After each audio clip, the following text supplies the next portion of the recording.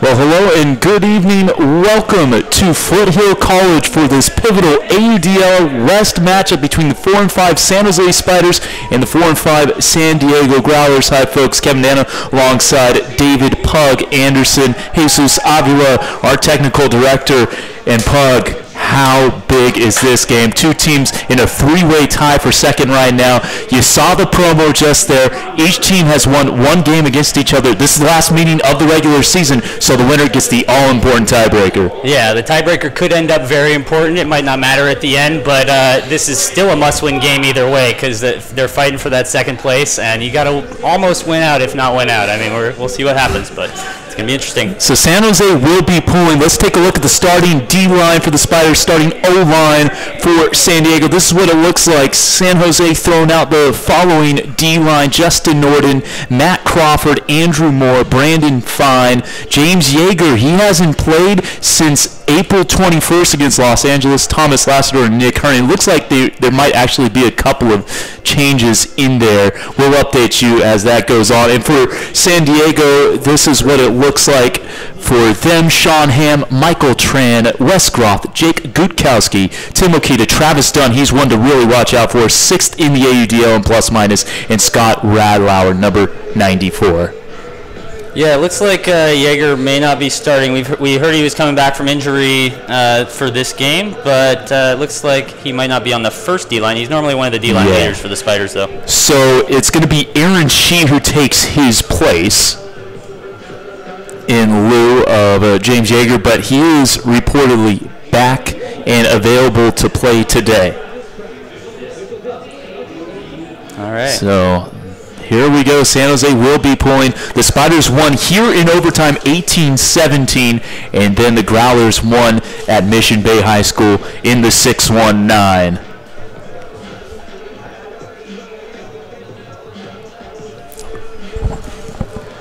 And that was a 31-28 game. So here we go. Pool is in the air, and we are underway. First of 4 12-minute quarters. What hang time. Yeah, that was a pretty good pull. This is Ham. Ooh, good bid there from Moore. Didn't quite get it as Dunn feeds it forward to Radlauer at midfield. Looks like a pretty standard horizontal offense so far from the Growlers. San Diego started the year 4-2, and they have lost 3 straight.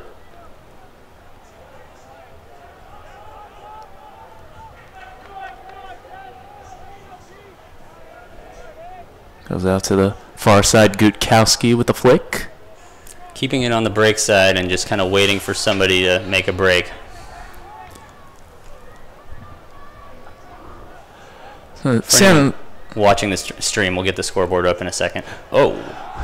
And here's a backhand into the end zone that's not going to stay up there for the Growlers. The intended receiver, Groth, 6'1", 180, playing his 8th game. And so San Jose a chance to break right off the bat.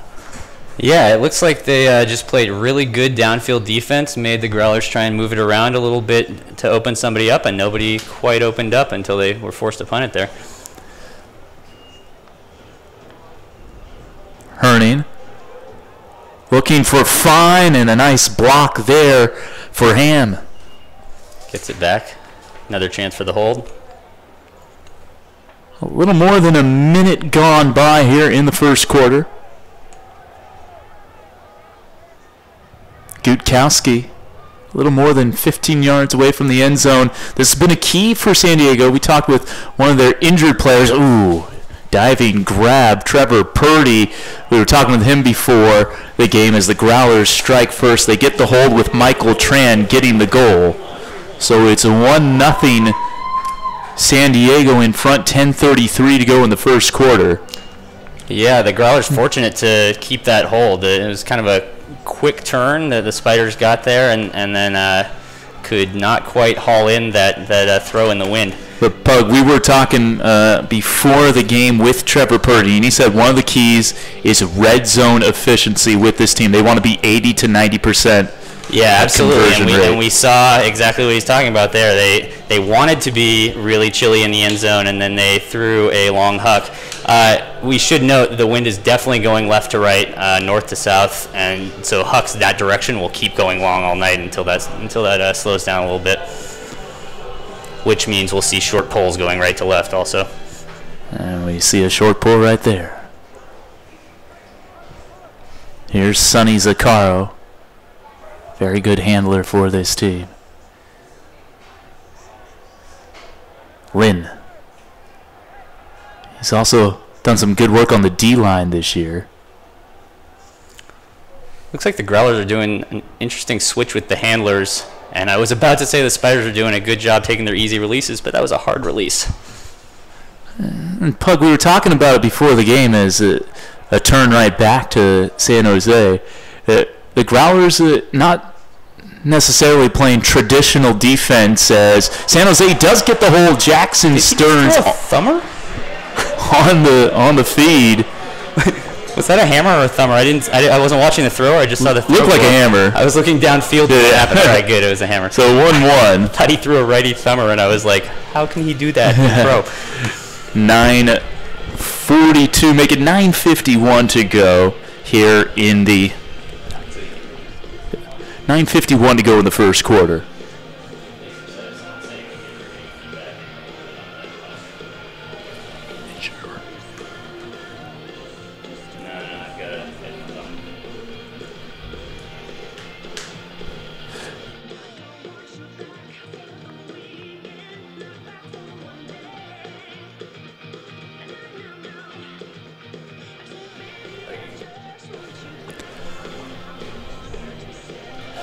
So here's San Jose pulling 1-1.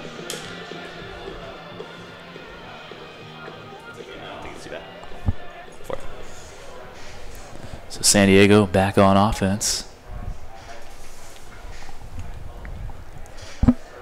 Here's Radlauer. They will reset. Jaeger's getting some play time there on the far side against one of the older players on the Growlers, Parisi. There he goes deep. And Jaeger's got a chance. And that will get over to Parisi for a 2-1 Growler lead off the feed from Gutkowski. That was a great cut by Parisi. He just realized that Jaeger was not going to get to that deep space and let his man make a good throw around. Parisi, a.k.a. Flakes, getting his first goal of the season off the 10th assist from Gutkowski. Puck, you've played with Parisi over the years. You know this guy as a UCSD guy. What makes him such a good player? He's one of the more solid players coming out. UCSD's had a lot of flashy players over the years, people who bid all over the place, and Flakes is just a guy who never drops the disc. He always makes the right pass, rarely throws away an easy disc, and he's just always been a solid cog in the San Diego scene, whatever team he plays for. So 3 holds to start, 2 minutes 41 seconds in, 2-1 Growlers on top of the home team here at Foothill College. Nice crowd on hand. Lucas Young gets this possession started for the Spiders. Young, we haven't seen him recently, but he is playing his 8th game. Has missed a couple this year. Jackson Stearns, who has also missed some time due to injury, is back out healthy out there on the field. Chang to Zaccaro. Nicely done. Good hold there for the Spiders. Couple of slightly close calls earlier on in the point. I think maybe caused by the slightly junky defense San Diego plays, but luckily they just slowed down just enough to find the wide open person and keep it moving after those hard ones. Chang his 12th assist, Zaccaro his 11th goal. So 4 holds so far, right? Yeah. Had a few turnovers, a couple of break chances, but so far it looks pretty chilly on O, at least going left to right with the wind. Yeah, it'll be interesting to see if a break happens, how that could certainly change things. Trying to remember when we did the Cascades game a few weeks back, I don't think we had 4 goals in the first 3:05. I think it kind of took the offenses to get cooking. Took a little while longer to get cooking. I feel like the wind in that game was a little swirlier, and this is a little bit more standard, just left to right, so it's going to be easy to score the way the Growlers are going right now, or easier as long as you don't overthrow a huck. Radlauer, here comes a huck. Looking for Dunn. Moore is there, and a great D by Andrew Moore. Maybe just a little bit too much float on that one. If he had thrown a hammer or thrown a little bit less float, it might have been easier. Dunn could go up over Moore, but that was kind of one that Moore had a chance to catch up for. So Moore with a nice block, his 9th of the year. Quick strike. They'll go deep to Crawford. And a chance for San Jose to get the first break. They switch fields to Moore. And here comes the break. Nicely done by the Spiders. It's Brandon Fine from Moore. Wow, great vision there. I mean, the immediate huck was good just to get it downfield, as long as you know you have it there. But the thing that was really great was he turned around and looked all the way across the field to a wide open guy, which created the space to make that an easy score. He didn't try and force it in anywhere where people were kind of filling in already. Let's see if we have a replay here on that one. Oh, here's first the D from Moore. Yeah, see how it was floating in left to right there? It wasn't getting the full push of the wind, and so it just hung up there a little bit and gave Moore the chance to catch up and bid for that. 8:16 to go first quarter. It's the Spiders who get the first break, and they have the 3-2 lead. I would even count that as almost overthrown a little bit because it was kind of up against the end zone line there. You want to let them score without having to tiptoe or wait near the line if possible. San Diego bobbled the pool. Could have been disastrous, but human company. Foul call. Yeah, contact foul, so the Growlers will move it up 10 yards. I think he fouled him because he thought he traveled. It looked like there might have been a travel. Low throw, great bid They're going to say it's up for Fontaine. Looked like it might have hit the turf. San Jose gets the D eventually from Herning. That D was a deserved D. I think that last disc was down. I agree. Jaeger, a central defensive handler. Once they get the turn here, let's look for him to keep the offense. Never mind. They're going deep, looking for Joe Thompson. And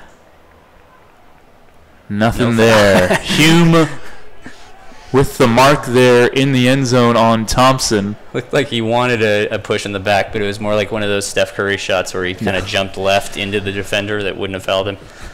Well, Pug, we've talked a little bit about the return of James Jaeger. He hasn't played since April in a game against Los Angeles. What does he bring to this team? He is, I mean, he's the brain of the defense when it's on the field. He's not, wow, that looked like that guy slowed down. It seemed like he could have had a bid on that. Fontaine unable to catch up to it. If they're at home, he would have bid just for the crowd, I think.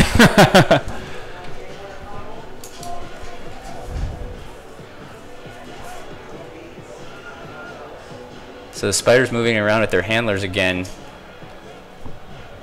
looking for another break.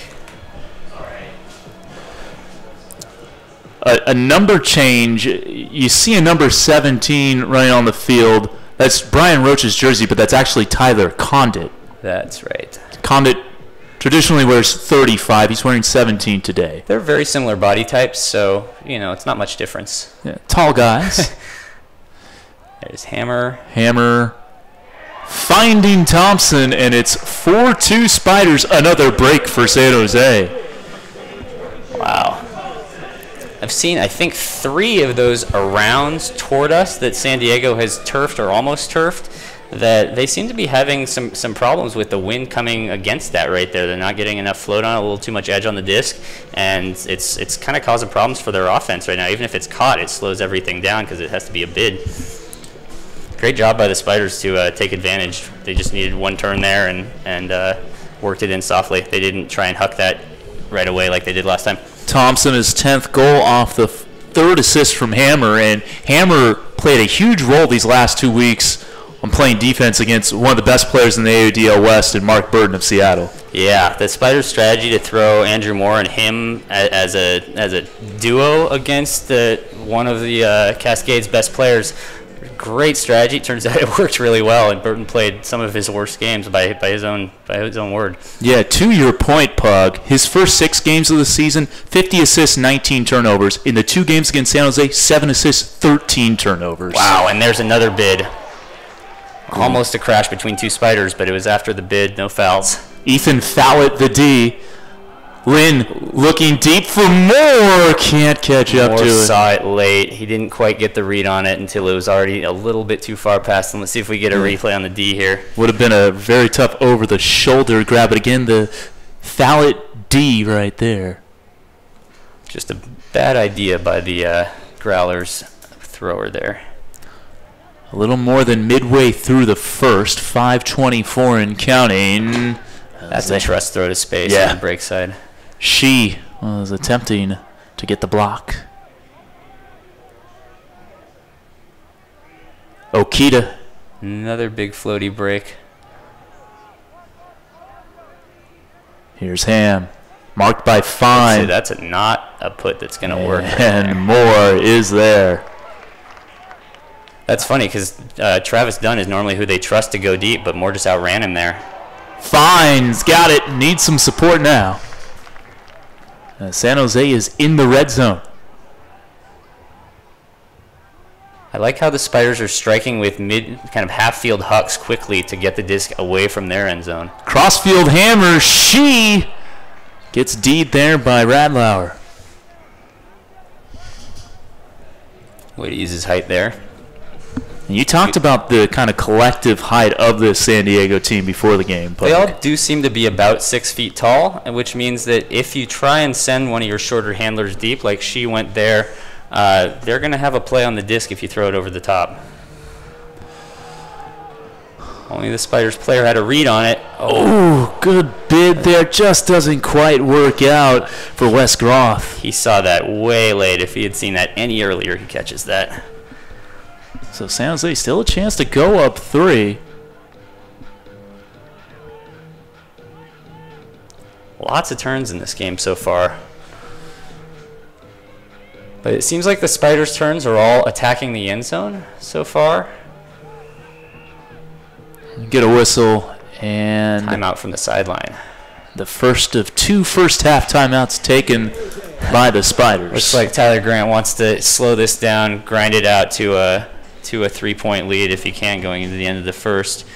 Replay on the bed here. See how his head was completely turned even though the disc was halfway there. He just didn't see it until way too late, and he still got a finger on the disc. That was a great bid, but just not quite the awareness. The Spiders player saw it and ran with it way earlier, but it didn't end up mattering. 3:39 first quarter. It is 4-2 San Jose. And what do you think this timeout's about? So this is Tyler Grant just slowing things down. They've had a couple of chances that they've thrown away in the end zone, whether it was that hammer or the kind of early huck last time.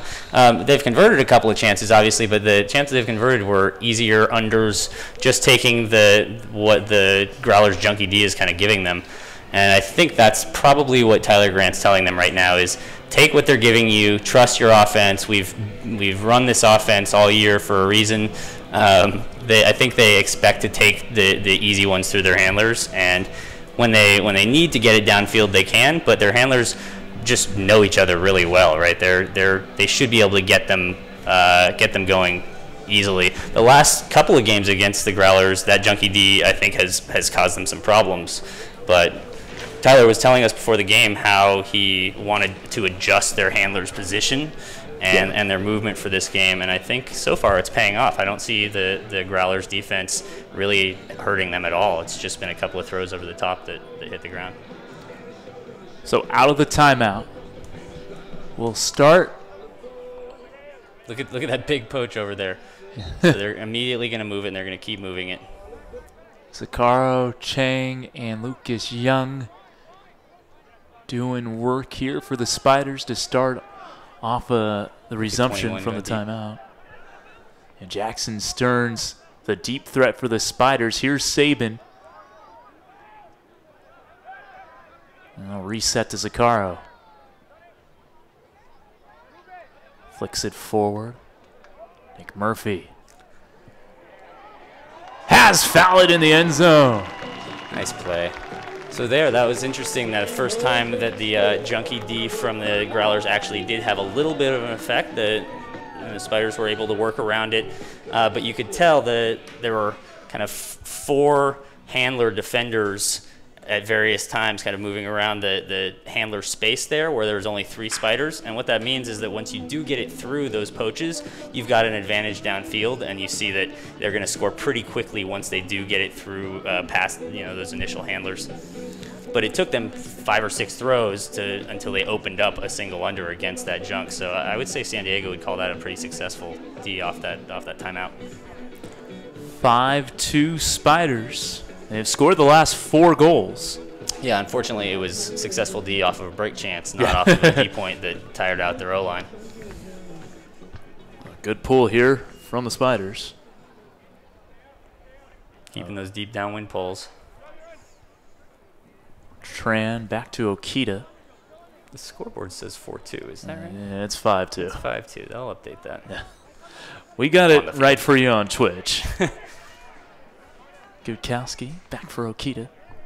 Norden marking Okita, and now here's Condit on Parisi.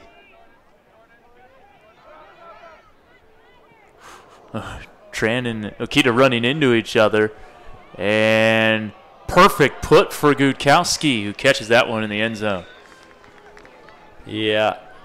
San Diego Growlers score by number looks like they kind of got lucky on that. Just pushed it down the left sideline there. It was good that they kept the deep space open, so when he streaked deep, he had 5 yards on him, and he could just make a big floaty throw. But they had some pretty close calls there, jamming it around on the near side to us here. Yeah, Tran and Okita, you're gonna see it right there. Boom. Ooh. But Tran comes up with it, and that's right definitely into not space. the offensive spacing the Growlers were looking for, having their own players run into each other.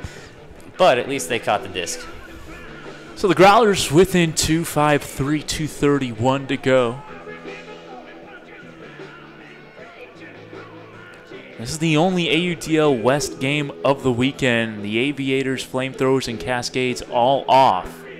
So the winner of this has second place to themselves. Looks like maybe an offsides. Offsides is the call.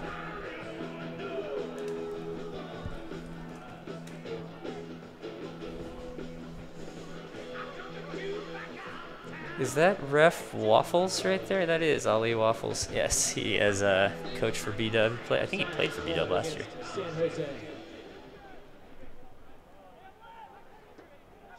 Oh, it was. Whoa. Crap. Excellent saving play. Yeah. See, the thing is, this defense of the Growlers really leaves somebody open all the time, even if it's a backwards or sideways swing.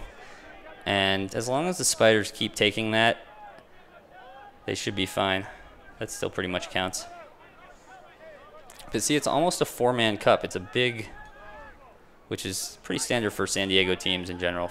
San Diego's known for four-man zones. It looks like it's broken down to man now on defense. Saban going deep against a shorter defender. Did not see him. Murphy thought about it. He should go anyway now. Nope. There he goes. Nope. Trying to force the backhand there. For excellent poach, but they see it and get across. Chang back to Young. In the red zone now with Stearns. Marked by Slater and finds Murphy. Jackson Stearns to Nick Murphy. A goal and assist in the first quarter for Nick Murphy as he plays just his fourth game of the season. The 2017 practice player for the Spiders. Yeah, it seemed like pretty easy offense for the Spiders there. They did work it down the force side with a couple of breaks around to make it slightly easier, just kind of seesawing across the field there. Looked like there was not too much challenge from the Growlers defense on that one. Be interesting to see if they tweak that kind of big, junky cup-like thing that they've been starting with, because it seems like once even if they break down into man, they're a step behind some of their men. All right, so how is for maybe the uninitiated, how is the cup that the Growlers are playing a little different from your traditional cup? So I'm not sure the Growlers would call it 100% a cup. A, they're only doing it for the first 5 or 10. I haven't counting throws. And B, it's a lot looser than your standard cup. They do have a mark, and it's more just switching for across the handlers because when the handlers aren't sprinting, essentially just like trying to take away. Well, let's see what we got here. Man defense here from the Spiders is as they're known to do. Done. Hard man defense. And you see right there with more marking done. Groth has Crawford right on him. Getting close to 7 there on the stall count. Tran with Herning right on him. Moore is playing hard on Dunn. I think that's probably a game plan. Gutkowski can't complete the bid. Lucky by the Spiders. Lucky for the Spiders there. That should have been a pretty easy bid catch. Yeah, I think if you ask Gutkowski, he'd tell you he should have that one. Yeah, he wants it back. So final 23 seconds here of the first quarter. And wouldn't this be big for San Jose? They get the pool to start the second quarter. If they can make this a 4-goal lead, the Hammer too much mustard on it for Shee. So now 8 seconds left as this one goes deep. Looking for Gutkowski, but 3 black jerseys there. They knock it away, and we'll get probably one more throw here in the quarter. And they are probably going to reset this to 2 seconds because once you get inside 30 seconds in a quarter, then it stops. The clock stops. Yeah, they're going with the slight breeze right now, but I don't know if even Norton can get that to the end zone in one throw. And this would be about a 78-yard huck. Given that they're double teaming him, you'd probably have to throw a hammer or a big backhand around. Let's see. 78-yard hammer would be pretty pretty incredible right Brody here. Smith territory. Yeah. Trick shot video. Get one shot off. Yep, got it off, and it's going to get there. We'll see. It's there. And it comes down in favor of Brandon Fine. Wow. Maybe a hometown clock right there, but the Spiders take a 7-3 lead into the second quarter. Really surprised that the Growlers only had 3 players back there when that disc went up. That's strange. Fine comes down with it. The Spiders a 4-goal lead heading into the second quarter. If that 4th goal or that 7th goal there comes back to matter in this game, the Growlers are really going to want that back. That's what I was saying the last game I was calling with you. Those end of quarter situations are so important. It's just that each goal there is magnified in importance like crazy because the other team doesn't have a chance to respond right away. And certainly something you don't see at the collegiate level. No, yeah, the time throws a whole different element into it, doesn't it? So we'll take a break, come back with the start of the second quarter. It's Spiders 7, Growlers 3. You're watching the AUDL live on Twitch.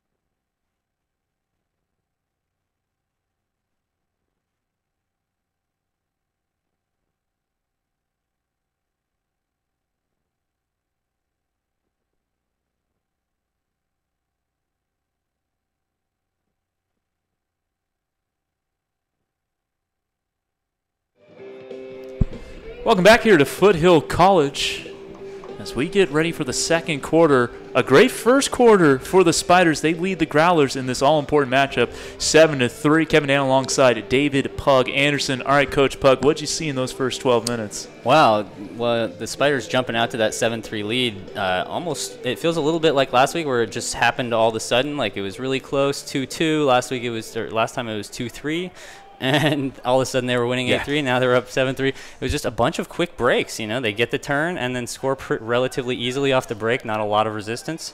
And a buzzer beater to end the first on a goal from Fine, looking for Lynn, and a great D there by the Growlers. And coming up with that one was Dom Leggio. Great D. I think in a club game he would have called a strip there, but can't rely on the refs to decide that for you. A great opportunity here, looking for Osborne. Marcel Osborne with the bid. He comes up with it. And the Growlers get a break to start the second quarter. Yeah, it looks like they're taking a page out of the Spiders' book with the quick strike after the turnover, right? They had was that 2 or 3 throws that they scored with? But they were definitely looking to get halfway up the field with that first throw. And then they are lucky that second throw was caught because it wanted to dive. Josh Cole with the assist, his 7th. And Marcel Osborne, his 4th goal. A UC Santa Barbara guy. Speed. Yeah. Well, wheels to catch up with that. Well, that's not how the Spiders wanted to start this quarter. They had a chance to go up 8-3, 2-point swing, as always happens on a break. And really all the momentum in the world to start this second quarter. You get that buzzer beater, you get the pull, you're thinking, all right, we could go up 5, but it's back down to a 3-goal game. And well, we've seen the Spiders get off to really good starts and then be unable to hold on to those leads. They had a 7-3 lead against San Francisco in their first home game against the FlameThrowers. Lost that by 1 goal. Another D for San Diego there. They get the turn and a chance to cut this to 2 right off the bat. Yeah, well, Ultimate is a game of runs. There's no question. It's always been that way. But the question is, how do you react? And get a whistle. They did not want to turn it over this close to their own end zone going upwind, that's for sure. So a pick called on the Growlers. They move it back 10 yards. Cole with it as he flicks it forward. Big break flicks they're throwing. Finds D. Rich there, David Ritchie. And a timeout called by the Growlers. Their first. Felt a stall calling coming there. Yeah, maybe a chance to get your offense back out there. Yep, they probably will. 10:38 to go, second quarter, 7-4. Interesting point you brought up in between quarters, David, is San Diego maybe not known for being the best team with respect to playing in windy conditions. Kind of as a guy who played in San Diego, a UCSD guy yourself, you kind of have experience with that. Yeah. How have you seen him kind of adjust to the wind up here in Los Altos? Well, it looks like the last couple points they've adjusted a little bit better, but you have seen a little bit of imprecision on their throws there. In general, the practice fields at most of the schools in San Diego don't have a lot of wind, and so I know at least during my years we had a reputation for not being the best team in the wind. I don't know if that really applies at this elite level for the most part. These guys are all, great players in wind, out of wind. It doesn't really matter, but there is that couple extra percentage points of chance that it introduces to every throw, like we've seen with those kind of around backhands that have hit the ground coming toward us as San Diego goes upwind. But, we've seen a little bit of the same for the Spiders. They had that last turnover where it was just kind of a lazy backhand and into the wind, and it popped up, and by the time that it came down, there were, 8 players around it, and that's not usually going to be good for the offense. Coming back in, long stack. Tran handling. He's got Norden on him. Tran getting it back from Leggio. And the Growlers get another one, as that was scored by Sean Ham. Yeah, that was an ISO play that was set up to make sure that Ham was the one in the end zone cutting.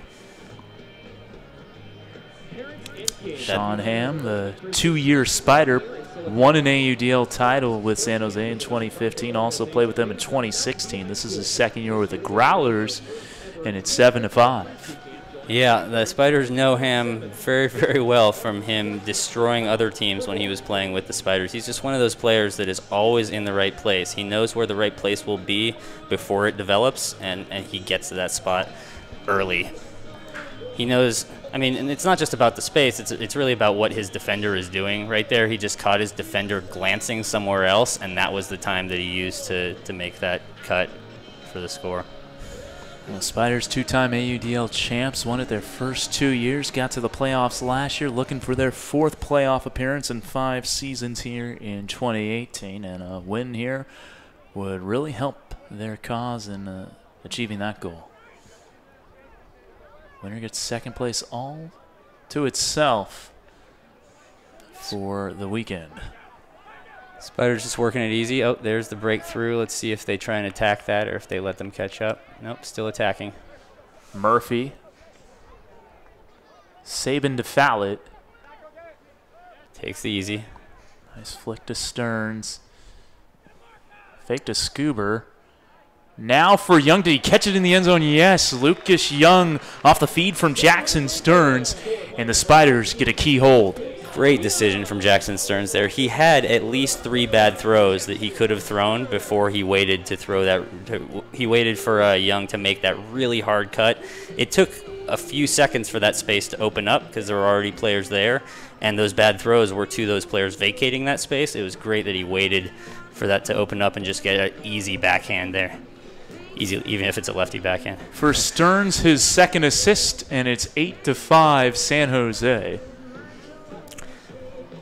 Yeah, I think we might see this evening breaks come in twos because of the upwind, downwind. It looks like the wind may be dying a little bit here, but it looked like it was a lot easier for the Spiders to move the disc going left to right. There were, you know, their turnover, the previous point going upwind was specifically because of the wind. Yeah, the flagpole behind the south end zone not really moving right now. But the American flag is. Yeah. So it's still going that way. I think it's affecting a little bit. Gutkowski gets it over to Parisi. Crawford marking him. About 2.5 gone by second quarter. It was 7-3 Spiders after one. A couple of breaks for the Growlers to start the second, then a hold for the Spiders to get us to where we're at right now. Dunn. Here's Tran. Herning in his grill.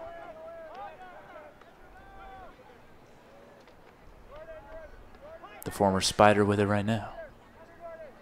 Ham. Okita has his man in the end zone as Fontaine catches the goal, and the Spiders have scored 3 of the 4 points here in the second. The Growlers. Excuse me, the Growlers, yes. Way to keep me on my toes. Yeah, so I didn't see too much from the Spiders' defense there. I think it was pretty good patience by the Growlers' offense. Just keep taking those easy swings when nothing immediately developed downfield. But eventually, if you get enough break throws off, you're going to have enough space on the field that it's going to be pretty easy. Let's see what we got on the replay here. Yeah, so they keep throwing those kind of big floaty around breaks there to a wide open guy on the side. And if that's if you're getting those, you're going to have easy cuts to the end zone on the break side too. 8:56 to go first half. 8-6. That was actually a more difficult break than he really had to throw because he decided to throw it around. He could have thrown an inside backhand there probably. This one's going to go about the length of the field. Just about. You can see the wind did not affect that at all, so it might be dying here with sunset. Lynn, he's got it. Leggio marking him. This one going deep for Fallett. Gets underneath it. And a nice put there. Fallett with the goal. Fallett just forced the defender to misread that completely. He just ran him completely away from where the disc was coming down because he had no idea and he just had to follow him and then just broke back to where it was actually coming down and had an easy catch. That's something that shorter players have to get really good at because they're often guarded by taller players. That wasn't the case on this play. They were the same size, but it was just he just made it really easy for himself. See the replay, him going up, he went left and forced his guy to go left, and then by the time he separates, there's no coming back. So Fallett has his second goal of the game. It is 9-6.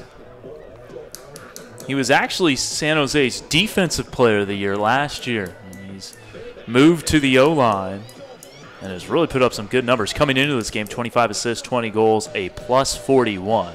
Wow. Now, plus-minus different in this sport than it is, say, for basketball, where it's total, like, points for your team against total points for the other team. It's your goals, assists, and blocks minus your turns. So it's more of a personal. The personal plus-minus, yeah. So that's why you'll see a lot more players with pluses. It doesn't equal 0 per se. Man, those Growlers really want to get it to the break side.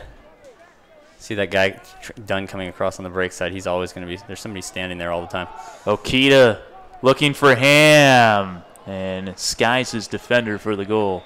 Yeah, he just had a great read on that from the very start. Got the right position. There's really nothing his defender could do other than bid into him, and wisely decided not to. 9-7, San Diego back within 2. Here's another look. Yeah, see how he just brought his left shoulder back as he went up with that? There's no way his defender gets around that. Tommy Adams, the one giving chase there, the former Golden Bear. Played at Cal. Of course, Ultimate Club teams don't carry the same nicknames as the official school mascots. Yes, the Cal team is called Ugmo, Ugly Monkey. Is that right? It's Stanford Bloodthirsty, on the other side of that traditional rivalry.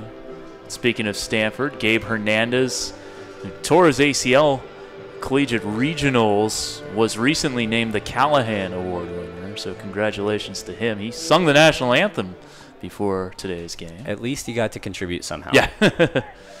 And we saw him pull some nice dance moves to the Ghost Town DJ's My Boo a little earlier today. As long as he doesn't hurt himself more. Yeah, that's what I was worried about with the torn ACL. Didn't seem to bother the dancing all that much. Nice inside break by Young. Zaccaro, he's looking for Stearns. He's got Jackson.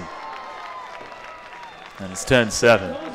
That's a good pair to send deep. Just Saban and Stearns deep, and then just throw it as high as you can and let them read it and trust them. It worked out quite well as Zaccaro gets the assist. Now, Sonny came into this game 5th in the league in completions. And he had a completion percentage of .957, so kind of tells you what kind of handler Sonny Zaccaro is. Yeah. That completions number coming into this game, 405. He had 403 all of last year. Well, I think the Spiders are happy that things have settled down a little bit here, Yeah. and it's more just holding. They'd be happy to hold, the rest of the game on out with both teams. It does look like the wind is just kind of coming back and forth. Yeah. It dies down for a minute, and now it's back up again. This should be a short pull. This flag is certainly waving a little more feverishly. Yeah, just knocked it down. Pull doesn't get to the 30. The last pull 2 points ago went 15 more yards, and it was the same throw. Too much mustard on that one, looking for Ham. So that's typically a pretty set play. Normally, if that wasn't a set play, that'd be a pretty bad decision. They may be trying to set their Junkie D upwind. They have had success getting turnovers on this side of the field from the Spiders going right to the left. It's Tran on the throw. Just trying to force a less than perfect throw with some float on it. This is Lassiter, a.k.a. Tom Tom. They've got this open break there. They finally take it. Crawford. Switching fields for Herning.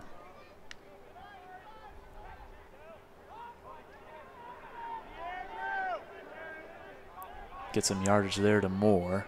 They're being just patient enough to wait for that break to open up again and again and just going back to it to reset, which is fine. Norden sees someone. Has Fine, and there's Moore. And he catches it in the end zone. Really nice that Fine put a little bit of float on that. You see how it kind of popped up a little bit. He wanted to make sure that the receiver wouldn't have to bid for it. Yeah, it looked like 50-50 whether or not Moore would have to bid for it there for a while, but he was able to stay on his feet. It was definitely easier for him to catch that than the Growlers, who had a similar play going into that end zone and had to bid completely because that player threw it much more laser. He put a little inside-out float on it to let the wind catch it for a second. There's the replay. So 11-7, the Spiders get a break and get back to that end of quarter edge of 4. So both teams with 4 goals in the second. We've played 5-16 in this period. Yeah, that upwind break is a rare one tonight so far.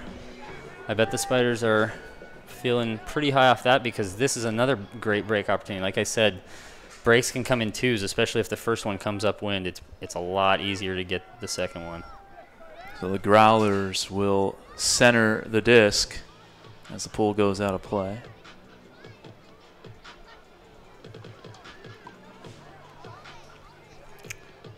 Again, looks like a pretty standard horizontal offense. Oh, bad miscommunication. And Hammer's going to get the credit for the D. I love how smacks it down. Not just down, but back towards the end zone they're going to the other way. That's maybe a little too extra.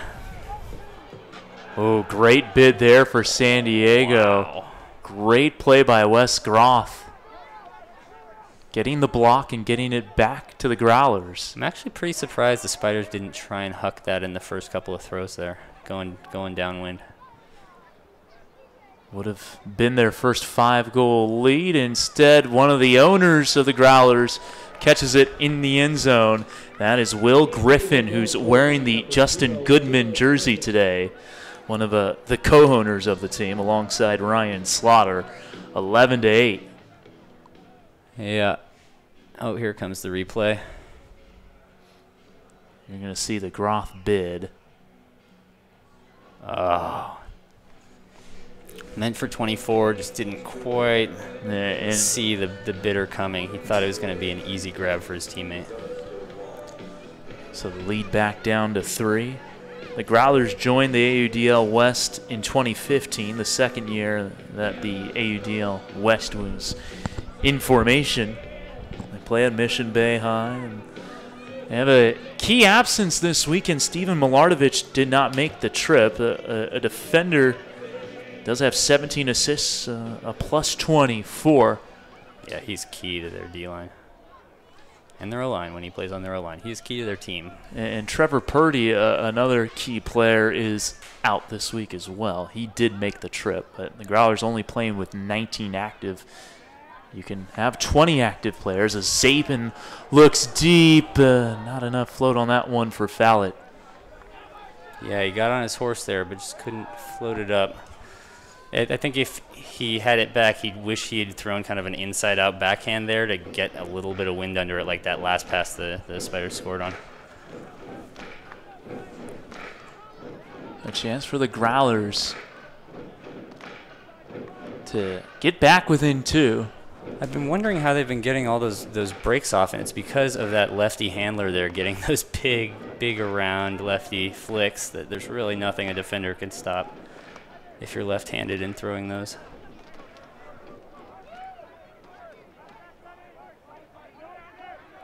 Griffin.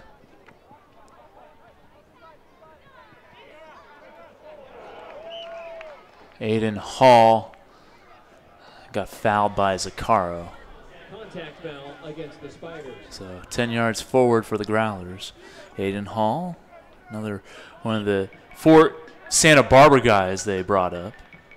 Ooh, Griffin. Just enough. Nice disc there for Marcel Osborne. So once they got the disc up past half field there, it looks like the Growlers switched to a vertical stack, which is something a lot of teams who normally run a horizontal stack will do when they get near the end zone. The spacing just ends up being a lot better. You could see there everybody could stick to the far break side, and it allowed them to first work the handler movement to see what was going to happen, and then once he went up line and got it, it's an easy break across the field for the score for pretty much any cutter in the stack. If they hadn't got it up line there, and they would have taken a round dump, then they have someone coming off the front of the stack there to the break side, and then they're looking to score in the other corner. So that's really, really hard to defend as a defense if you have that much space there. And there's, it's a high percentage couple of throws, especially if you have trust between the thrower there. So it's 11-9. 4:36 to go, second quarter. Here's the Growler pool. And we'll start in the hands of surefire Sonny Zaccaro.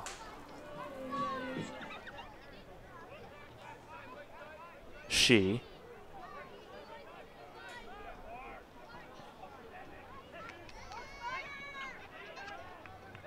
Lynn resetting to Chang. There'll be a contact foul there. It's going on Will Turner. Contact foul against San Diego. Gives him a little smile. He knows he was throwing an and one there.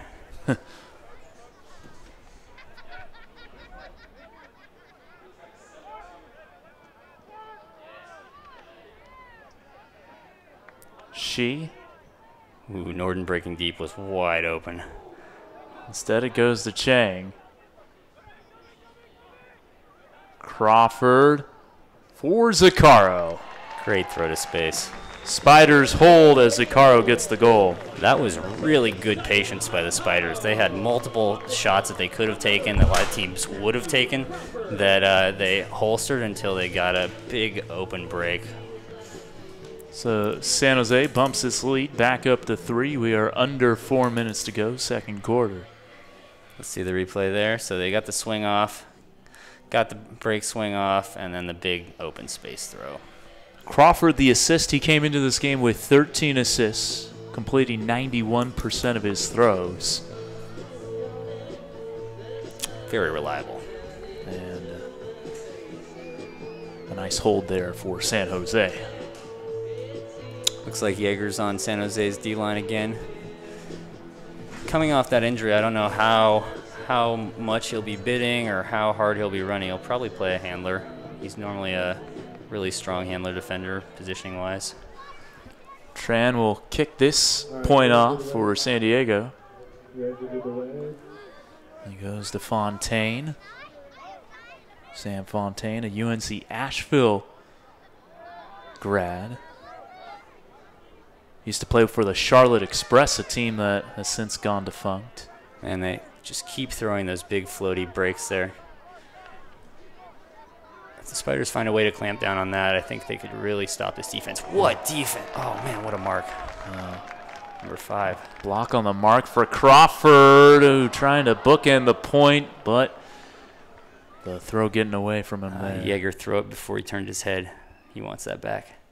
Look at this hand block.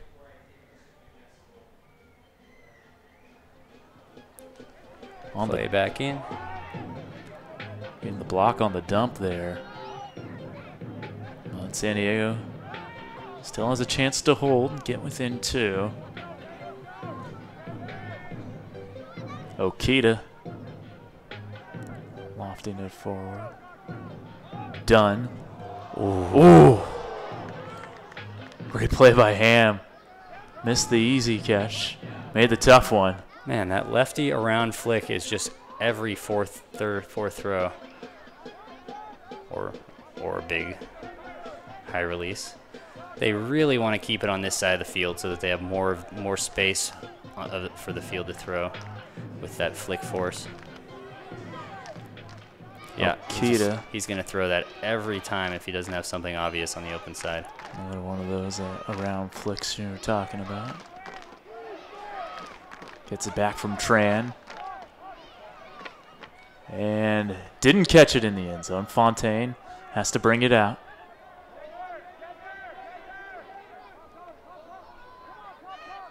Jaeger looks a little tired. Asking the defender to drop. Yeah. Goes to Mark Fontaine instead. Who's still running? Moore's still running. Yeah, Morse. Not sure he ever runs out of gas. Fontaine to Ham.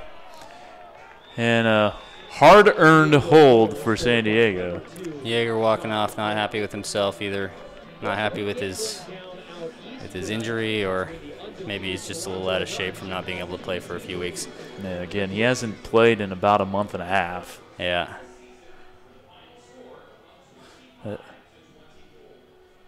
So here's a part earlier in the point. Oh, Ham's second effort grab. Yeah. What a grab. And that allowed eventually the Growlers to get back within 2. 1:25 to go second quarter. The Growlers will get the pull to start the second half. Yeah, I mean, the Spiders still have to be pretty happy to be up 2 breaks right now, given the little mini run the Growlers went on before they kind of righted the ship. As long as they go into half up 3, I think they'd be really, really pleased with the first half. Yeah, they would take that.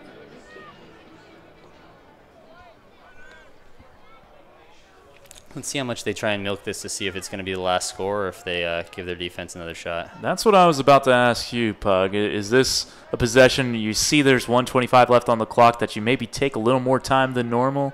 You know, I don't know how the strategy's evolved among the AUDL teams who have had to deal with this over and over. I know that I don't see teams do a great job around the end of the quarter very often. The Spiders, I think, have done a better job than a lot of teams lately. Foul it with a hammer and a half there to Lynn. So you definitely saw them taking their time there until that last throw. But I feel like he just saw it was so open that you might as well just get the score. I don't know. They might have been told to go slowly there. Look at this. He's just too open. Yeah, foul it on that hammer. I mean, that's one you got to take. Yeah, he knows that whole back 10 yards of the end zone is wide open. So as long as he can place it in a 10 by 10 yard box there, it's going to be a score. You know, he trusts his receiver to read that correctly and go up with two hands and get it at a very high percentage. And the defender just wasn't going to be able to make a play. That's when you throw it, especially downwind. That was not too dangerous of a throw, I think, for an elite player like that.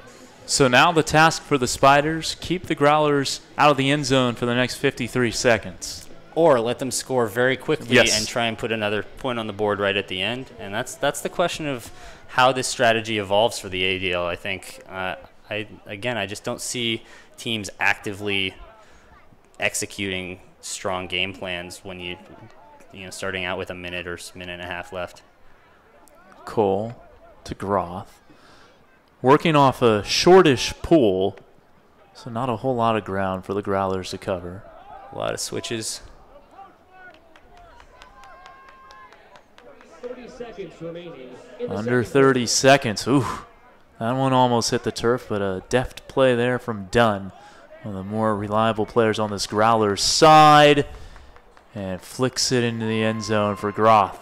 So still 17 seconds left. That's enough time. Definitely enough time for the Spiders to get a final hold in the first half. Yeah, it looks like the Growlers didn't have that lefty handler who's been throwing those lefty breaks the whole time. They still managed to get it to the break side enough that it opened up the open side for a 3-throw progression into the end zone. So they still executed that even without that big lefty flick that he has. Good execution. They didn't look like they were in too much of a rush either, but they did leave the Spiders enough time to score without it having to be an immediate Hail Mary, right? 17 seconds is enough time for 5 passes probably, at least. So it'd be interesting to see at the end of the first quarter, the Growlers only had 3 guys in the end zone for what they knew was going to be a huck if it got off before the time expired. Let's see how they play this on defense here and what the Spiders try to do. Can the Spiders get another late quarter goal? Zakara will start us off. Chang they do have players in space. Ooh, he's taking a lot of time. 10 seconds. Chang, Sabin, 5 seconds. Chang, Crawford will throw it and didn't get it there. I think he caught it, but he's outside of the end zone. He's trying to throw as quickly as he could, but a hammer takes a while to throw. You got to wind up. Sabin got it at about the 11-yard line, and so whether he caught it or not is a moot point. As we go to halftime, 13-11. We'll take a break, come back with the second half on the other side. You're watching the San Jose Spiders and the San Diego Growlers in AUDL West action live on Twitch.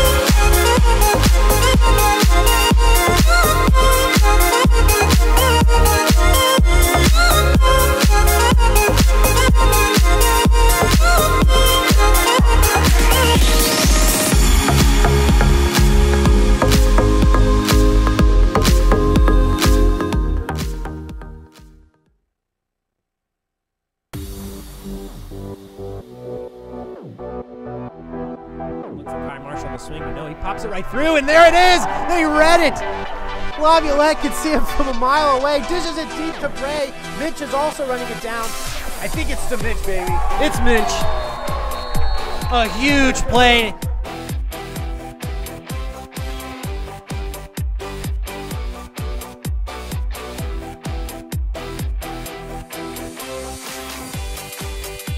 shot from Carpenter was a beauty. Picture perfect to Samson for the AlleyCats score. Watch the way he shapes this throw as he releases.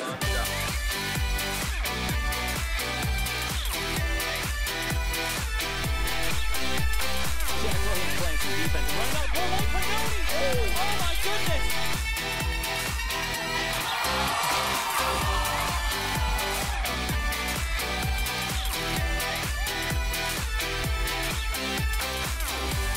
Back to Zone. Deep shot. Looking to the end zone. High up in the air goes Gross.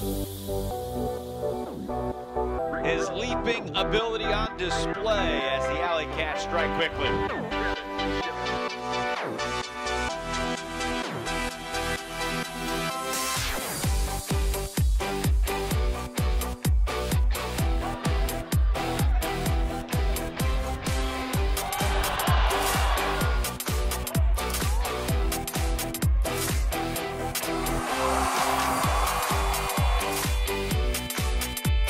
Spinks with a nice cut, looked off, but he's going to continue it. And then another incredible layout deep from defense.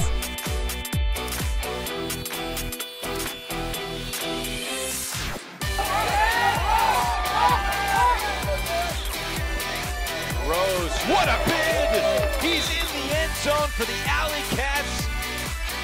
A Superman score for Rick Rose to get his team within one.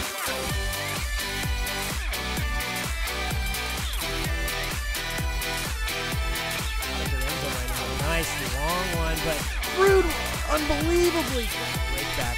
Trying to get out of the end zone right now. Nice long one, but Rude unbelievable.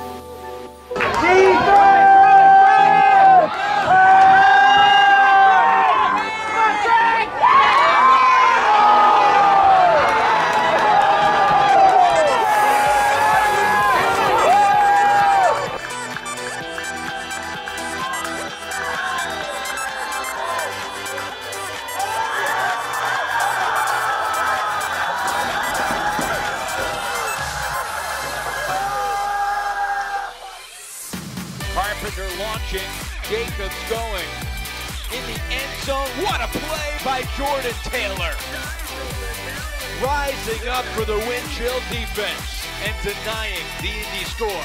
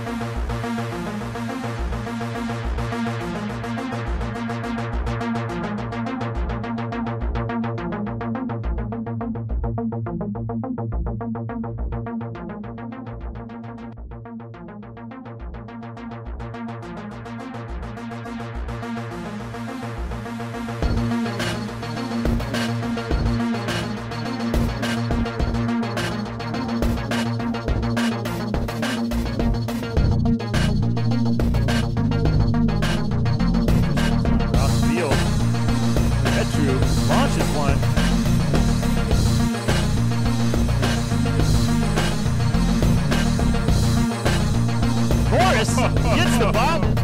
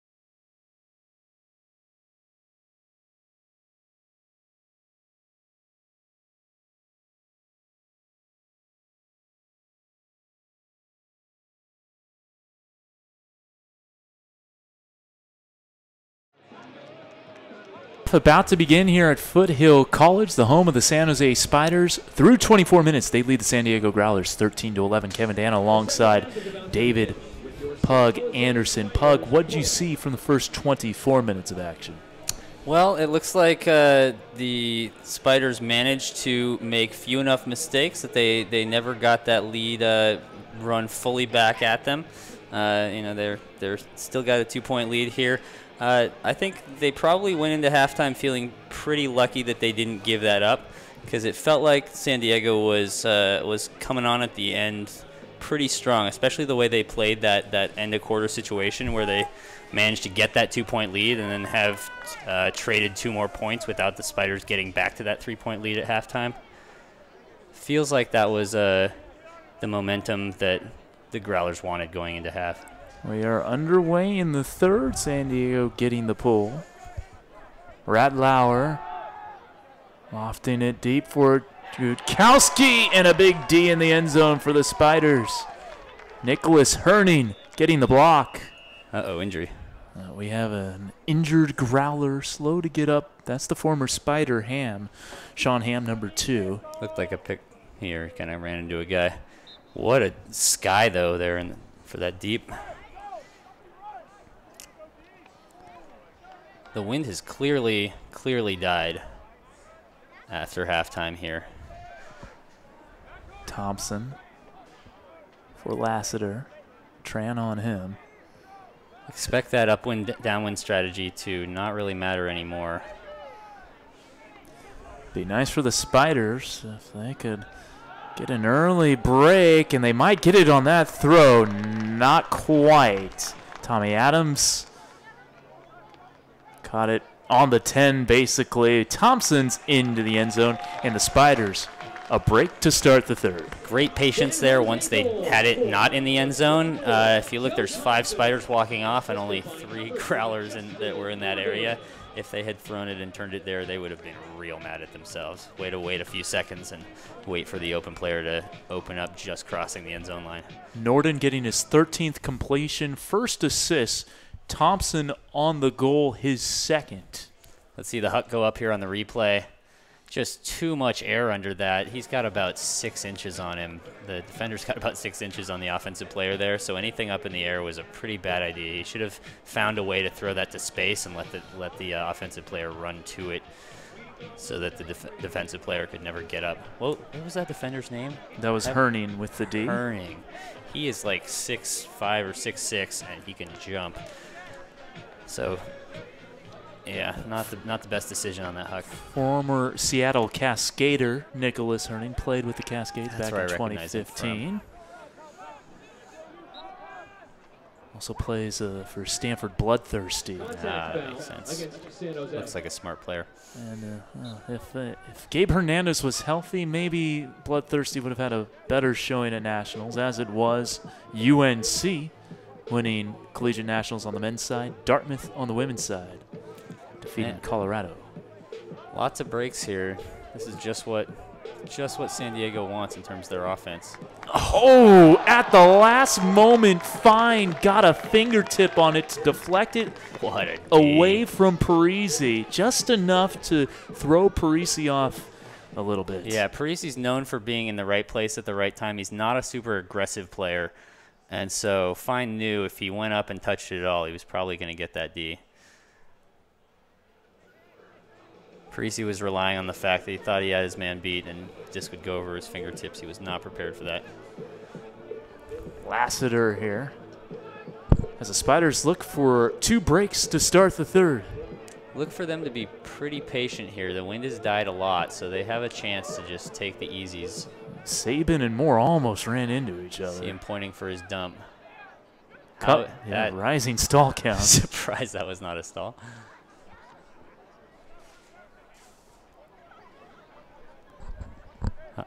All right, big swing across the field. Crawford all sorts of time. Lassiter. Hammer has Fine. 15-11 San Jose. Yeah, you saw the Growlers kind of poaching over there to take away a couple of the easy lanes, and he saw that, put his hand up, Easy hammer. So bookends for fine. He had the D, gets the goal. Let's see that replay. Yeah, see his hand up there. He knows that if he can get it over the top, it's an easy score. He did throw it pretty hard. Maybe he could have floated that a little bit, but he definitely wanted to make sure that the defensive player didn't have any chance to catch up. Probably a smart play there. Lassiter goes by Tom, gets his 5th assist of the season, playing in his 4th game. A practice player for the Spiders last year, a year in which the Spiders went 8-6 in the regular season and lost in the first round of the playoffs to the Los Angeles Aviators, 33-24. Man, 2 breaks to start the half here. The Spiders have got to be really happy with that. Look at Hammer sprinting down for that first throw. Hammer's another guy like Moore, just doesn't run out of energy. Yeah. He's in the Air Force, so you know they work him pretty hard. Yeah. Probably the best way to get into shape. Yeah. Join the service. Exactly.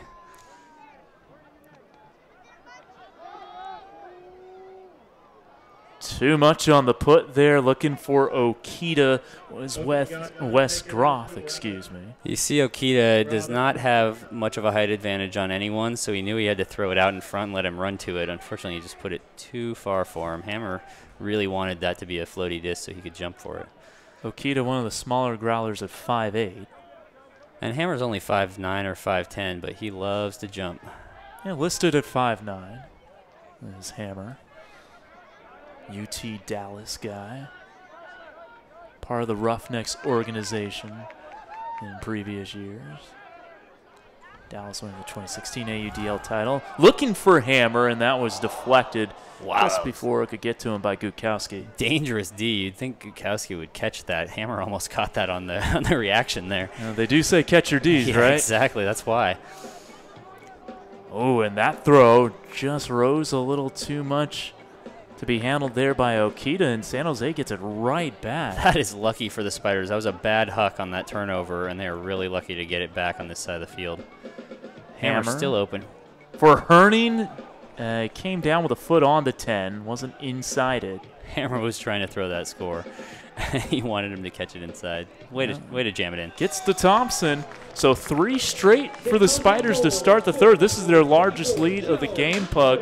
What has worked so well defensively for the Spiders here in the second half? Well, they're, I don't think they're doing much different. They're always going to be trying to play hard man D, and in this case, at least on that just recent turnover right there, it was more of a throwaway on San Diego's part. That's kind of what you're trying to force by playing really hard D, right? You just want to make the window smaller that they can throw into, make them have to throw it higher so that you can't bid through it on a low disc, and sometimes those high throws will jump a little bit, which it looked like it did on that last one.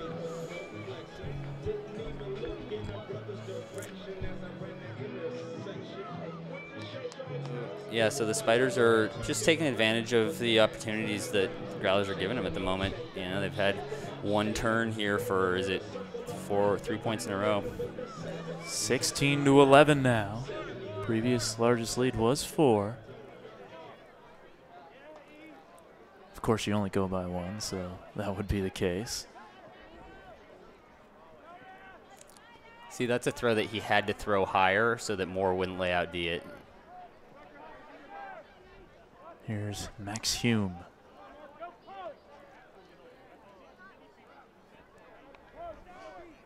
Good movement from the Growlers.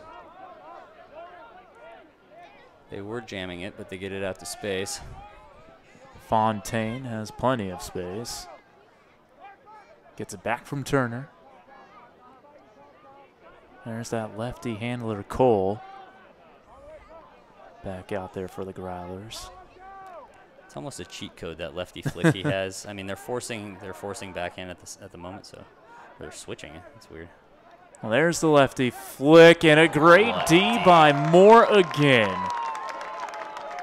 Some 3 weeks he's had, huh? Yeah, he loves those. Here comes the replay. He knows where this cut is coming as it comes. The last 2 weeks did a great job alongside Hammer as San Jose calls a timeout in trying to lock down Mark Burton of the Seattle Cascades, and has come through with some big bids here tonight against San Diego. Yeah. Looks like he actually wasn't baiting that. He just reacted really well. Looking at the replay here, he just cut the inside. Just took a much better line, and the offensive player didn't block him out on that line. And he was trying to get further into the end zone rather than just catch the disc. Well, in a sport in which you usually see teams get to the low 20s or so, for San Diego to have not scored basically in the first half of the third quarter, certainly not a good sign for the Growlers. What do they need to do differently? Well, I mean, it looks like San Jose is doing a really good job just playing extremely hard man D downfield, meaning they have to take a lot of resets and a lot of little quick strike cuts and that kind of thing. Like, it's good that the Growlers have that lefty handler who can throw those big breaks, but if they don't get yards with it, if they just have to swing it back across just to throw another break, it's eventually they're going to turn it over. You know, these are all extremely good players, but the more throws you have to throw with against hard defense, eventually you're going to get a turnover, and I think it's just the Spiders' persistence right now that's really paying off. I'm not sure what San Diego's coaches are going to tell them other than, you know, run harder, throw you know, slightly better space throws, or, you know, just don't give the defense a chance here, because they're getting small enough windows that they're having opportunities for Ds. And the Spiders with an opportunity for 4 straight breaks to start the third quarter. Saban under, wide open. Jackson Stearns with it, rising stall count. Gets to Sonny Zaccaro, who's double teamed. It looks like the Growlers' game plan is whenever Sonny gets the disc near the sideline, they're immediately doubling him. Saban. Very nice deep threat for the Spiders is Chang. The handler getting into Murphy. Looking for Stearns. Battling with Dunn, and a good D by Travis Dunn. That's a trust throw. He thinks that Stearns is going to be able to keep that space, and Dunn's just extremely good in the air. They're about the same size. Dunn, the O cutter, 9th in the AUDL in assists. Also 6th in plus minus. Yeah, he's a horse for them. He's one of their younger players that's really been coming on strong last couple of years. Going up. Wow. Oh, great grab there. And it's going to set up a throw for Osborne. Indeed, right back. Ethan Fallett with the play. Has amazing timing, doesn't he? He does. He got that right at the height of his jump against a similarly sized offensive player who theoretically had better position. Well, this low-scoring quarter certainly working in the favor of San Jose. It's 3-0 this quarter, and we've played more than 7 minutes. San Jose is happy to have turnovers keep going back and forth as long as they're pulling the disc, and these are D-lines for them rather than O-lines. Saban with the back end. Here's Jackson Stearns. Saban going deep. He knows he has a matchup. And that's going to stay up. Good float on that one for Saban from Stearns. And the Spiders up 6. That's a really high percentage throw because, A, his defender was tired. He wasn't running with him, you know, before the throw went up really hard. But, B, he threw it high enough and flat enough that, you know, Saban could use the extra couple of inches he has. Even if the defender was running really hard and caught up, he still probably would have got that disc. Excellent floaty throw, and clearly the wind is no longer having any effect because in the first quarter that throw would have gone towards the back of the end zone, maybe out the back. I think it was similar to a couple of throws that we saw in the first quarter that were near the back of the end zone. So without the wind, it just floats so beautifully, isn't it? Spiders by 6. Yeah, that American flag not moving at all right now. Yeah. I don't think any of the second half has had any wind affect anything. For the most part. Any turns we had been more just hard D, I think. Forcing small window throws. Well, the Growlers have to get something going offensively. Down 6. Parisi flicking it forward to Ham. He appears to be fine. Kind of got shaken up earlier this quarter. Hit by a hammer coming around. I mean, you gotta love Hammer. The headband and everything, the gloves. He just loves bidding, which makes the game fun to watch.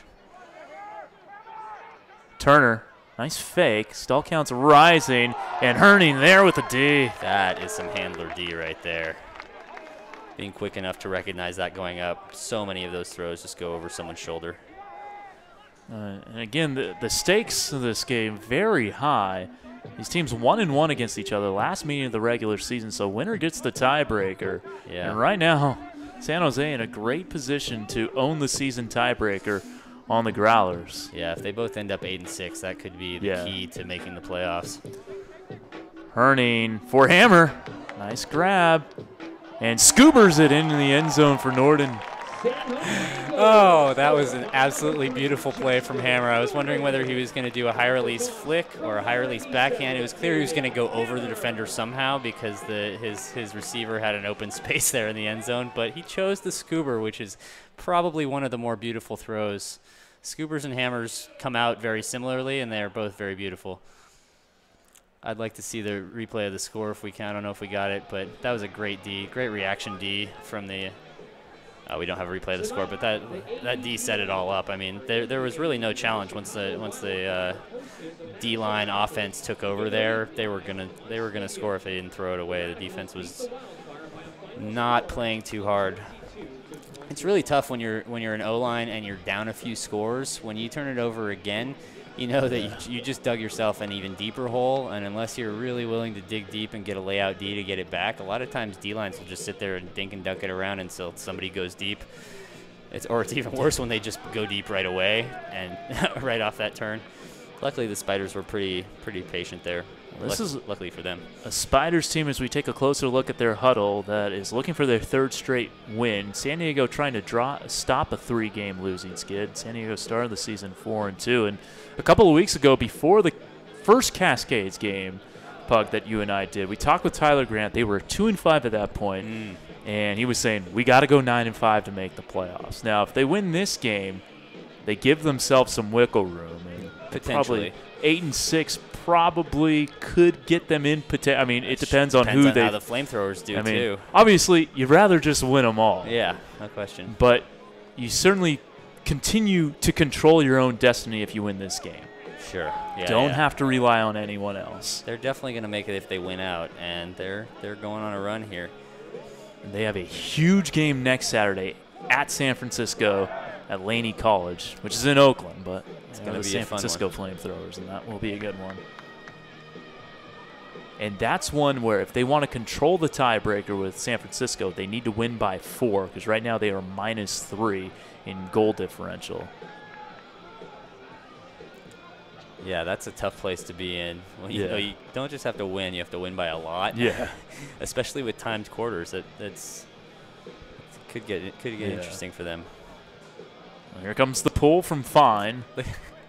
Down on the sideline, the players are making fun of Hammer's scoober there by reenacting it. And Hammer was reenacting it with Gabe Hernandez, the Callahan winner. Wes Groff. Well, at first you need a hold if you're San Diego, and they haven't had any of those in the third quarter. Yeah, that one turn per offensive possession has been enough for the Spiders to really the O productivity, that percentage is not going to be something they want to look at. Wow, they had Travis Dunn going deep against Saban and declined to take it. They fear Saban. He's a big guy and fast. Kowski getting it off the Leggio. He goes deep and has Groff. Nice throw. 18-12. There's the hold for the Growlers, and now they need some breaks. Good patience by the Growlers to wait for the Huck that they had a better matchup on. If they had taken that one against Saban, it looked like a D to me. But, yeah, he had about 6 yards on him, and crucially the defender didn't really have the height to come and catch up with that and try and make a play on it. 52nd game in Growlers franchise history. They're 20-31 all-time, 3-7 against the Spiders. San Jose's been around a year longer. They have more playoff games. San Diego yet to make the playoffs, but they've come close a couple of years in 2015 and 2017. Yeah, it's amazing the parity we've seen in the early years of the AUDL, especially in the West. This year, you know, San Diego may be on a 3-game losing streak, but all their games have been really close. Very close. And they're coming off a heartbreaking loss, overtime loss at home to San Francisco. A bid in the end zone to beat The overtime buzzer from Greg Cohen on a deflected disc gave the FlameThrowers a 25-24 win. And we were talking with Trevor Purdy before the game today, an injured Growler, and he said, well, I think we've done a good job of focusing on this week and kind of putting that one behind us. That said, they have their work cut out for them here at the end of the third and the fourth quarter. Yeah, I think they might have some new issues to talk about after this game. Stearns with it right now, marked by Hall. I would look for Stearns to go deep after a couple more throws here. Oh, doesn't need to. And this is Fallett. And the D there for San Diego, completed by number 42, Mark Slater. Couple of hucks they've had shorter. It looks like he might have got his ankle stepped on there. Let's see the replay for the huck. They really like to put these big bladey hucks. If he had just put that flatter and out toward the corner of the back of the end zone, I think he has a way better chance at that. It looked like he might have landed on Fallett's foot. Or had Fallett land on his, one or the other.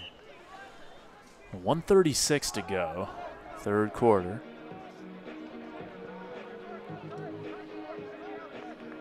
We have seen breaks come in bunches in this game.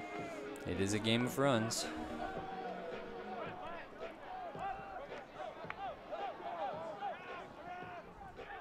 Kyle Rubin out there, number 18. As Tran moves it around, Slater, who got the D, looking for the assist, and he has it. Gets it back over to Rubin. We have ourselves a 5-goal game. Certainly within reach. Yeah, it's definitely within reach, but definitely some more urgency from the defensive O-line there. Once they got the turn, they really just put their foot on the gas pedal. It took 3 upfield throws, a couple of swings around, and scoring on the break side. That was just what they wanted to see. They got the hold, they got the break. They've cut 2 off of this. Rubin, another one of those Santa Barbara guys for the Growlers, getting his 4th goal of the season, playing in his 10th game, so he's played all games this year. So here we go, another crucial end-of-quarter situation. There's 4 of them in every game that you have to really think through in each situation where you get to, what the wind is, who's on O and D, how long you have, how long you need, what the score is. I really think that the Spiders would be absolutely fine if they go in up by 5 at the end of this quarter. What they can't have happen is a turnover and a quick break by San Diego. That could really change the 4th quarter momentum. The Growlers will pull to start the 4th quarter, something else to consider. So if San Jose can score here, go into the 4th up 6, then they'll receive the disc to start the 4th quarter. Yeah, this is a key point for whether the 4th quarter is really, really important or close. Spiders patient thus far. Yeah, and the Spiders would be fine just working it around and running the clock out without scoring here, I think even. They're going to try to score before the quarter ends, but they're definitely going to try and make sure they don't turn it over before the quarter ends. Bid there. Ooh, and Norden couldn't keep that off the carpet. That's basically the only thing they didn't want. There's 27 seconds left.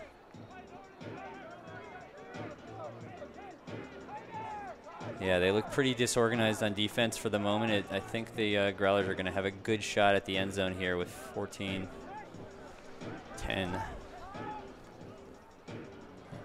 Probably going to be a big hammer or something. Turner. Might be the last throw. Here's the hammer. And Fine deflects it. The bid not quite there for the Growlers. A big D to end the 3rd for San Jose.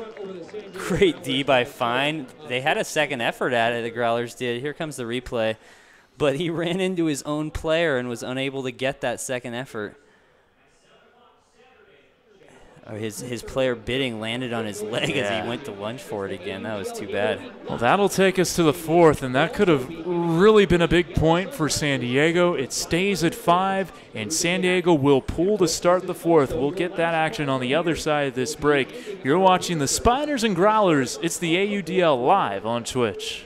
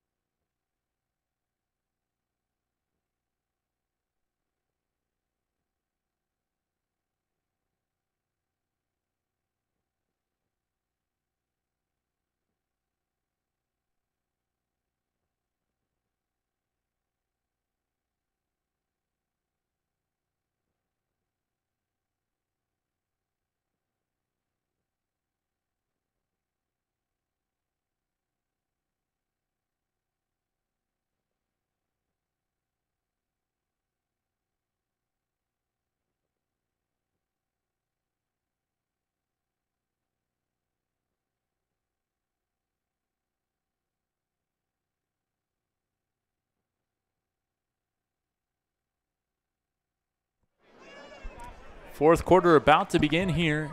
San Jose will be receiving the disc, making that D from fine all that much more important to end the third quarter. Oh, yeah. They feel real lucky that they are up 5 right now rather than 4. They had the disc with 1 minute left, getting pulled to, and gave it up and almost got scored on, but great D by Fine. Way to do a nice bend but don't break defense there. They let the disc get all the way up to the corner near the end zone and played great D. So 3 end of quarter situations, you'd have to say these teams are even. San Jose getting the buzzer beater at the end of the first.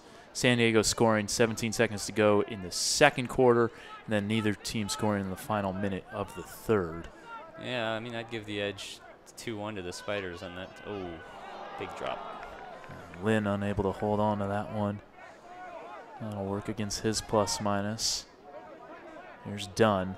The guy that Tyler Grant, we asked him about who he's concerned with pregame. It was Travis Dunn.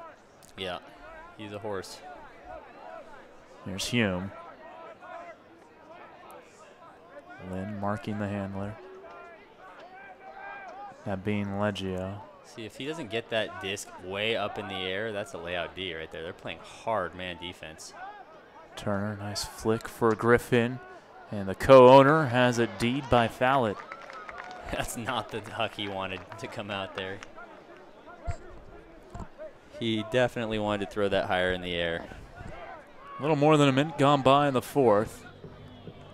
Saban going deep, doesn't have the throw. Looks like he got fouled. So that'll give the Spiders 10 yards and reset the stall count. Look for Saban to go again anyway. He's got a height advantage on his guy. But it looks like they have a poach back now, which opens up that break. Murphy to Zaccaro. Oh, what a bid there. Will Turner, the block. Not his guy. And Griffin for Dunn. Didn't get it in the end zone. But the quick strike works anyway. And caught by 2 hands there by Groff. So San Diego gets the break anyway to start the fourth, and we're back at 4 anyway. It's a 3-0 run for the Growlers. And San Jose certainly hasn't put this one to bed. Look at this from Turner, though. Yeah, that's, you know, from the thrower's perspective, that's kind of 88's fault for not clearing out there, but he kind of should have recognized that that was about to get poached and looked for an easier throw.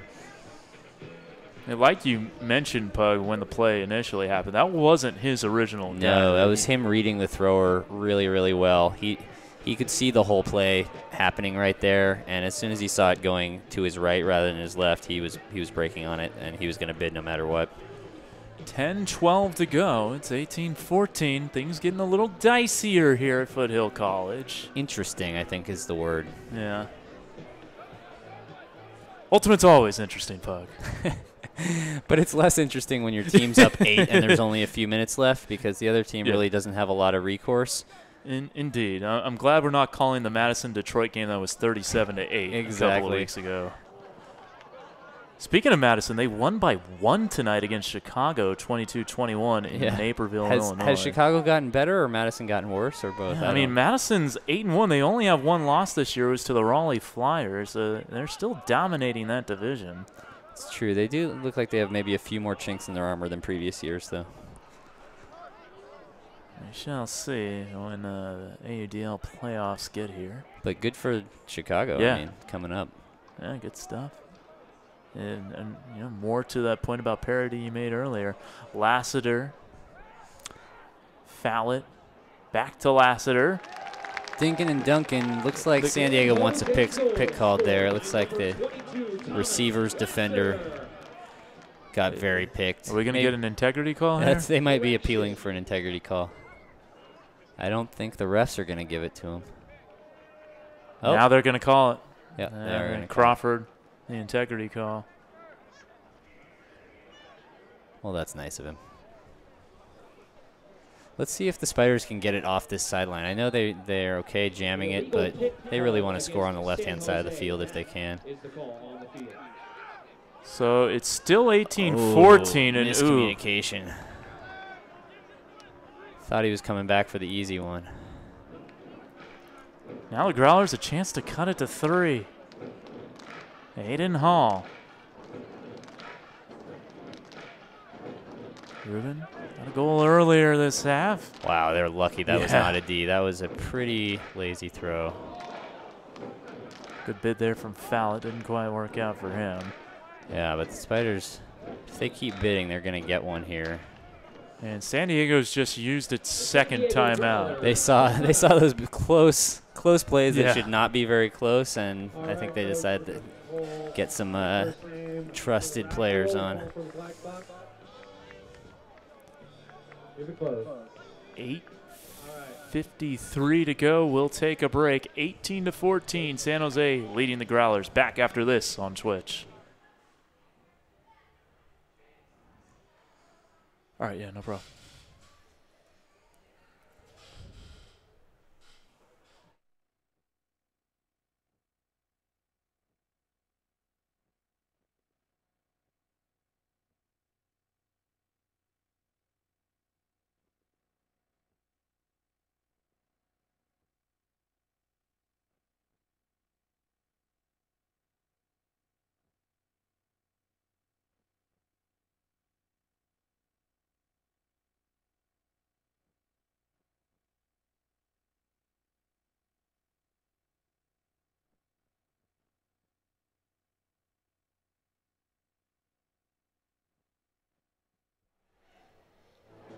Growlers a chance to cut it to 3 here, trailing 18-14. Kevin Dana alongside David Anderson. Growlers just calling timeout. What do you expect to see here from the Growlers down 4? I think we're going to see the same thing we've seen previously when they've had it past half field after a stop disc. They're going to run an ISO basically first with that handler that's back there, and then somebody from the stack is going to cut breaker open side. It might just be a read based on where the defense is, but they're going to use that big wide space off of that first handler cut and see if they can get an easy score. It's pretty hard to defend if it's read correctly by the offense. A little more than 3 minutes gone by in the 4th. 8:53 remaining. Still plenty of time for the Growlers to get back in this. They love those easy breaks. Here's Fontaine. Leggio. Tran. Had to go to his knees to get that one. They're keeping it on the break side. They're happy to do that. Ooh, bad throw. That must have slipped. The Spiders will certainly take that break. Yeah. Now, I watch game through binoculars more often than not, and that one missed. I didn't even see it through my binoculars. It was not near the receiver. It hit the ground way earlier. He was trying to throw a really low flick, and it just did not get any float on it. Oof. Lassiter couldn't come up with that, and that's going to turn into an easy goal.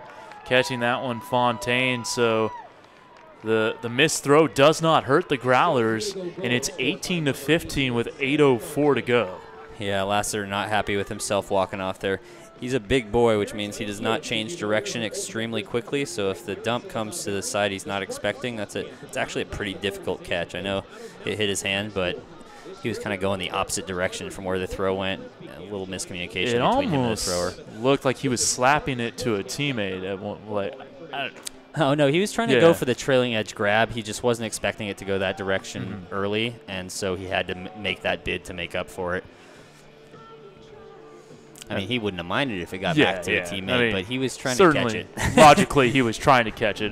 Just kind of the way in which he went for it. Yeah, he went around the edge of the disc, that trailing edge there, and it almost macked it flat. Here's the pull. Let's see if the Spiders can either hold quickly or spend a lot of time before they score. They need a hold. They need a hold, but they also need the time to run down. Exactly. Stearns. Yeah. Looking for the quick hold. Yeah. Saban delivers. Wow, nice bid from the far side from the person who wasn't defending him, but that was an excellent decision by the Spiders. Saban had, as usual, had about 6 inches on his guy. As long as you throw that high enough and don't throw it out of bounds, he's going to have a great chance on it. It also happened that he had enough space on his guy. There's the replay. Excellent bid from the defender who was not his. His defender had stopped running about 15 strides before that, but Pretty easy look. Once you get your big deep guy as the last person deep and there's no one else there to help, he's going to go every time, and there's about a 90% chance of you completing that throw if you get it up in the air and don't throw it out of bounds. Marcel Osborne was that defender you were talking about who made the good bid. Crazy bids. He's the one who caught that one first quarter, right? Yeah. Really low end zone throw. Stearns with the assist to Saban. Osborne's got some wheels. Stearns now with 4 assists. That's the lead for San Jose. Now it's on the Growlers to get a quick hold.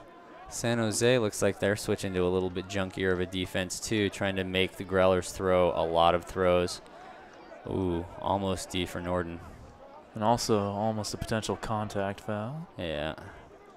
Looks like the Growlers are happy to play this as long as they're getting yards with every other throw or so. They're okay marching up the field slowly. Yeah, get some yards there and there. Fontaine. They're not taking too much time, so they're fine with it. Gutkowski. He had a foot on the 10. Easy goal, though, either way. Gutkowski gets it from Fontaine. And it's 19-16, so the Growlers do their job on that O point. Spiders are okay with that it took a bunch of throws to happen, but the Growlers are also okay because those throws were extremely quick. Nobody waited more than 1 second before throwing for the most part, and so it only took them, less than 45 seconds to score, yeah. I think the Spiders would have been a lot happier if they'd found a way to cut off that after getting a couple throws through the cup, if they found a way to make them dump it back and have a couple of those throws go backwards, sideways. It was just a lot of quick, easy movement for the Growlers there. I'm a little bit surprised to see them go away from that hard man defense because they've been having bids. They've been, really close and forcing kind of bad small window throws for most of the game. But looks like they're trying to do something with the clock here, and it's maybe not a bad idea. I think they just want it to be a little bit more effective time-wise.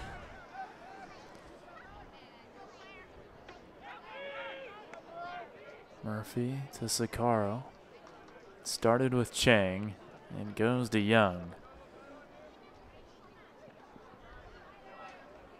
They're going to give Saban those easy unders because they're trying to shade him deep now so he doesn't keep getting the easy deeps. Look at his defender running with him, trying to stay ahead of him already. Stearns which means he's going to have an under every time, just like the Cascades game we called.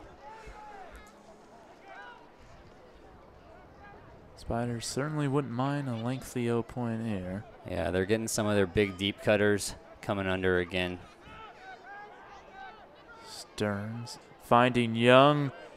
The defender fell, leads to an easy assist to Chang. Spiders super happy with that point. No really difficult throws, no really contested catches, just easy movement. I think the key there is, as I was mentioning, is Nick Saban's cut, because he had gone deep a couple of times successfully, and it's clear his defender was trying not to let that happen again, was really shading him deep, trying to stay even with him as soon as he started running deep. And if a defender tries to do that, they can't catch up with you if you stop and turn under right away. And so Saban saw that was happening and got that 20-yard under that made that an easy score.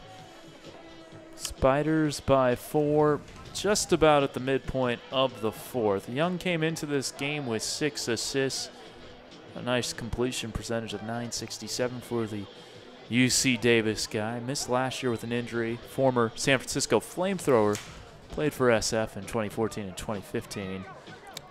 This disc will roll out of play. Here's a defense the Spiders like to do, and it's pretty common in the AUDL, is pulling it short but on the sideline so you can set up a trap. If you try to do that too far, they would get the disc off and move it before you could set the trap up. Interesting start to the zone. And Growlers easily break that initial trap.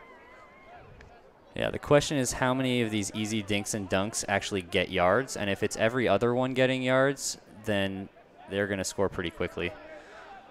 Get some nice yardage there and there. Leggio has it now. Reset to Okita.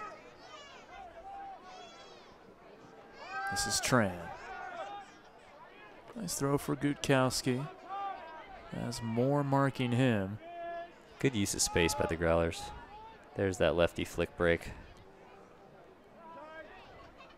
Groth has his man. It's 20-17. Leggio with the goal. That score was a dangerous throw. Almost got somebody killed, but every throw before that was pretty chilly on the Growlers' part. But I think the Spiders are happy with that D. They played hard D. They didn't give up anything easy. They forced them to break it a bunch of times. They took another minute off the clock.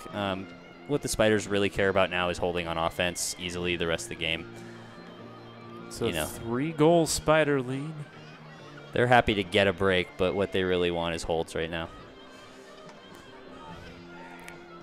20-17. 5.5 to play.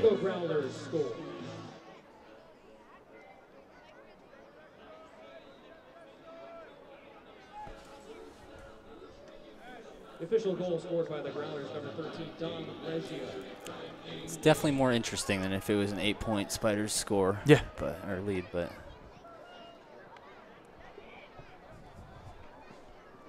Well, the Growlers need some breaks. He's still going. Murphy. Nope. Yeah, I think they've been instructed not to take any low percentage throws, even if it's a pretty good huck that the person is pretty deep. I think they really want a sure mismatch before they throw it deep, like those throws to Saban. Fallett has Stearns. Spiders in the red zone. They've still threatened deep enough that they've gotten some pretty easy unders, and they haven't had to use handler movement the entire time. Fallett, ooh, not on the same page there as Stearns. Trying to be a little too crafty. No one else saw his craftiness developing. And so now things getting a little more interesting. 4.5 minutes. The fans chanting defense in unison here at Foothill College, the home of the Spiders in Los Altos. Ooh, help defender Zaccaro. Oh, great play by Dunn. Grabs it, and it's a 2-goal game. Aiden Hall makes it 20-18. The quick score. Yeah, his man was absolutely beat. That wasn't Zaccaro's man, but he peeled off and tried to catch up to it, but just slightly too late. Let's see that replay. He hit the quick strike up line.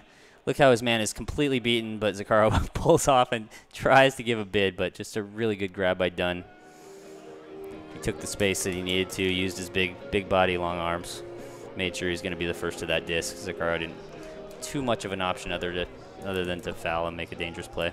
4:20 left. These teams have gone overtime once this year. The Growlers would certainly love free ultimate here tonight. Yes, they would, especially after how this game has gone. It's just been the Spiders wire to wire pretty much.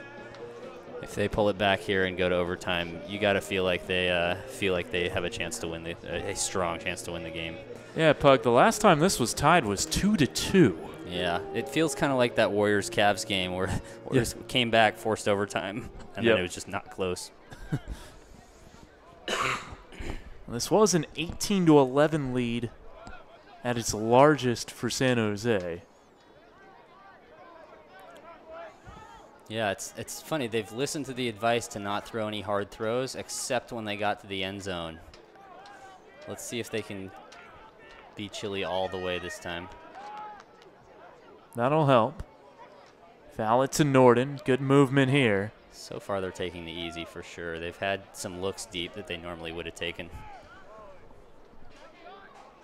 Oh, that's a really high percentage throw to Stearns there that he looked off. Fallett has it. 25 yards away from his score. We're going to get a whistle of some sort. Norden is screaming for a foul. He's getting held on the trying to get back for a dump.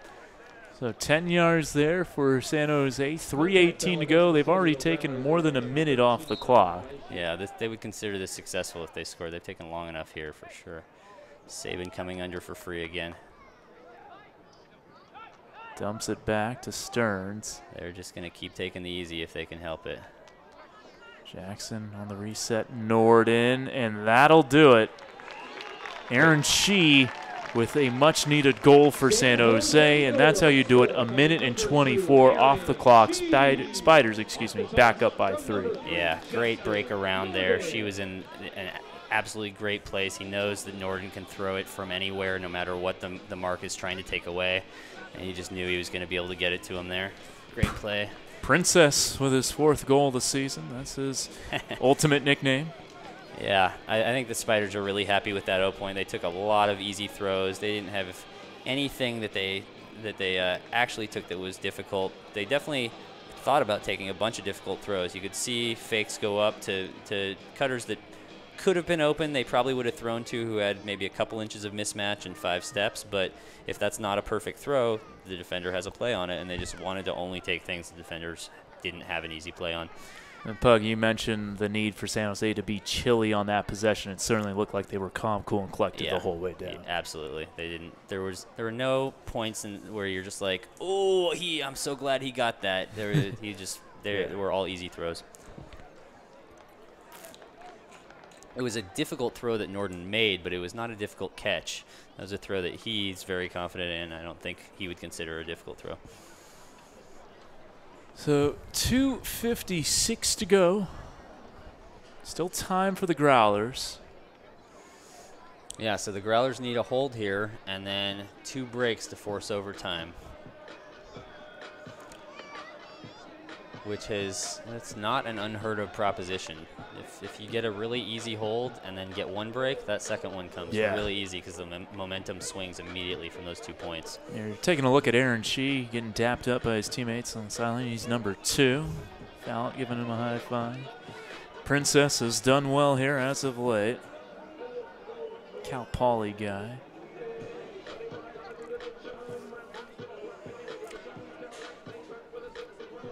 Getting down to crunch time, and the crowd feels a little bit concerned right now. Yeah, you can see. I think these fans would just be happy to walk out of here with a 5-5 Spiders record at this point. You can tell they're used to being up 5 or 6 all night. Yeah. Oh, great D. Put just enough pressure on him that it made it a difficult catch. Well, we're next door to the statisticians here, and I just heard him say, "Give him the D." He's giving him the D. Probably could have caught it, hit his hand. It wasn't actually technically a D, but I'm glad they give it to him. Yeah, that'll be Herning who gets the credit for the block. He definitely should get credit for playing extremely good defense one way or another. Oh, that was a bad look for Moore. He was looking for Lassiter, blocked by Okita. It's so easy to not turn your head and see if there's anyone up in that spot if you lock on to that handler. The Growlers still with life. Not just life, they're cooking. Moving it up the field. Done to Ham. And it's a 2-goal game again with 1:58 to play. Crucially, that was still just a hold for them. Yeah. Right. So the Spiders had a chance to break back there and didn't pick it up. But they still know that as long as they hold on offense, they're going to win. Not comfortably anymore, but at least win without it being a universe point kind of situation or an overtime situation. Yeah. First overtime is 5 minutes. You play it the whole way through. Then you go to a universe point in the second OT. And that's what the Growlers thought they were going to be playing for last week against San Francisco. That's right. Before that buzzer-beating bid from Cohen. That's right. Let's see how much the Spiders really just play, swing the disc around, just play keep away here. The Growlers know that the Spiders are going to kind of default to that, and so let's see if the Growlers try and put on any kind of special. Yeah, they're gonna trap it on the sideline there. They've actually thrown it relatively deeper than you usually see that happen, but it worked out well because the disc didn't get back to the sideline to start out. So the Growlers are in the spot that they want here. The question is, do the Spiders see the open person? Are they going to stick with it? Timeout called? Foul called. Certainly not how you wanted the trap to start with a 10-yard contact foul. Yeah. I'll get hammered back. For a second, I thought he was throwing it at the ref. Saving all sorts of space. Stall count hasn't started yet. He's wide open, and he's going to come back in to keep being that reset. Zakara. Yeah, there he comes again. Nice desperation bid there. That was Radlauer, number 94. He's gotten that assignment since Saban got those first 2 deep looks, and he's been keeping him from going deep again, that's for sure. But that does mean he's giving him free unders, which is the reset that the Spiders often need in that situation. Under a minute 10. Ooh. Looks like we have a stall. A whistle of some sort. Timeout called from the sideline. It looks like Grant. I think Tyler Grant has his hands and his mouth right next to the referee there. If he sees any stall getting by his own count getting above 5, I think he's going to call a timeout no matter what, which is absolutely the right call as a coach right here. If you've got timeouts left, do not get stalled. Gotta use it. 1:03 to go. Now, theoretically, 9 times 7 is 63. Well, that's not theoretically. That is actual math. But 9 throws, 9 completions, and you win the game. I mean, probably 10-ish. You're going to need a few more because they try and throw with 1 or 2 seconds off the clock every time so that they don't get to a high stall. So, realistically, you need about 20 throws here to really get out of the game. Even if you have a turnover, this is starting to look much, much harder for the Growlers. I think the Spiders be happy with the time they've had run off the clock the last 3 or 4 points. No super quick scores overall. And, the Spiders are going to do everything they can to not turn it over here. But even if they do, it's going to take a pretty strong effort by the Growlers to miracle it back with 2 more in the next minute. Somehow that discussion during the timeout was, don't screw this up. And I'm going to tell you how to not screw this up. Yeah, so don't screw it up. And execute that, and as long as you execute that, you'll be fine. Whatever that is, it looks like they have a handler all the way back and then Saban all the way on the side. That worked beautifully. Yeah, that's the right look. Stall count hasn't even started yet. Yeah, they're not even trying to score now. They're just trying to complete passes. He's going to go across again. There you go. He has the car. Ooh, wow, heck of a bid there. Spot that bid. was Turner. Just too late. Didn't get there. They've got another poach all the way across the field. You might see a big hammer go up again. Wow. There's great the handler D. 30 seconds left, so the Growlers have to go. Yeah, so it looks like the Spiders might have done just enough, but didn't quite catch it in the end zone. That's going to cost another 3 seconds. Push pass for the score. Turner from Groth. 16 seconds left. You're going to need a quick turn if you're San Diego. We're probably going to see an onside pull here of some sort. Well, you're going to see that same setup where they blade it to the sideline so that they can try and get a big double team with 2 big defenders set up. So, yeah, Travis Dunn is one of the taller players on the team. You see from the replay there him hand block that scuba attempt. He's got those big, long arms. I expect to see him back on the double team again for this last 16 seconds that we have on the official game clock on the scoreboard. So 3 completions and you're good. Probably 4. You don't want to be counting up to 5 in your head, but that's true. Yeah. They might try, if it's difficult, they'll try and run it out with 3, I think. But if they get that first one off and are able to make a big swing around to an open space, they'll just dink and dunk it until it's over. This would be an absolute epic comeback if they manage to get this turnover and score in 16 seconds. Very short pull. They go with the trick pull. They get their defense set up. Don't need to rush down the field. Big backwards hammer. Hammered back. Ooh. Chang gets there. That was risky. And one more pass and this one's done. They got to get one more throw throws off. Up the huck. And that'll do it. Jackson Stearns. Game over. Doesn't bother to try and score. It's okay. 21-20. The Spiders have won 3 in a row and get back to 500 by the skin of their teeth in some respects, though they did have possession of the disc there at the end. They led by 7, did enough to hold on here, Pug. Wow, yeah, the Spiders are really happy with how they game planned out at the end there. But remember when we were talking in the first quarter about what happens at the end of quarters? And I said if they end up winning by 1 or 2, and it comes back to that point actually mattered. The way they game planned in that first quarter and came out with an extra goal there, that's the difference in the game, obviously. Even though they built a big lead, they were up 6 or 7 for most of the game. The way the Growlers fought back. Yeah, Pug, to your point, and definitely a good point you make, it was 6-3, and there were 2 seconds left, and maybe you think that San Diego thought they could only get one throw off there. Right. But they got one short throw, then the hop. Yeah, they got around the double team. And that was enough time for the Spiders to get a buzzer-beating goal, take a 7-3 lead. They win by 1. And Pug, you ever seen Happy Gilmore? Of course. Okay, you remember the first tournament that Adam Sandler won where he needed if he 4-putted from 10 feet out to win his first tournament, he would do it. Yeah. And he took all 4 putts. It kind of reminded me of that here. The Spiders will take the win. San Jose using every point that they had already scored as the buffer they needed.